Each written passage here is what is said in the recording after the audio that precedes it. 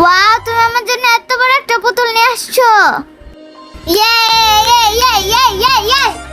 ভাইয়া তোমার ফোনটা একটু দাও, আমি ফাতেমাকে ফোন করে বলি ওরা তো ছোট ছোট পুতুল না, আমি এত বড় একটা পুতুল কিনছি।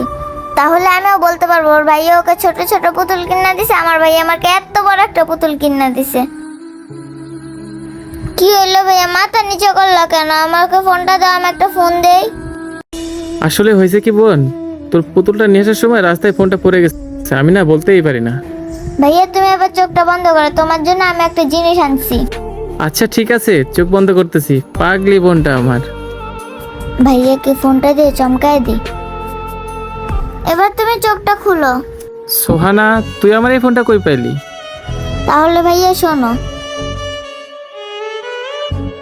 আচ্ছা ভাই, আমার কাছে তো এতগুলো টাকা নেই, আপনি একটা কাজ করেন, আপনি এই মোবাইলটা আর 500 টাকা রাইখা পুতুলটা আমাকে দেন। এই ঘটনা ঘটছিল ভাইয়া, আমি সবই দেখছি ভাইয়া। কিন্তু সোহানা, তুই এতগুলো টাকা কই পেলি বোন? ভাইয়া তোমরা যে আমার টিফিনের টাকা দিতা না, সেটা না খাইয়ে জমায় রাখছি। সেই টাকা জমাইতে জমাইতে আমার অনেকগুলো টাকা হয়ে গেছিল, সেই টাকা দিয়ে ফোনটা নিয়ে আসছি। এখন ফোনটা নাও, নাকি আমার কাছেই রাখবা? লক্ষ্মী বোনটা আমার। আসসালামু আলাইকুম বন্ধুরা, আমাদের ভিডিওটি ভালো লাগলে অবশ্যই লাইক কমেন্ট শেয়ার করে সকলকে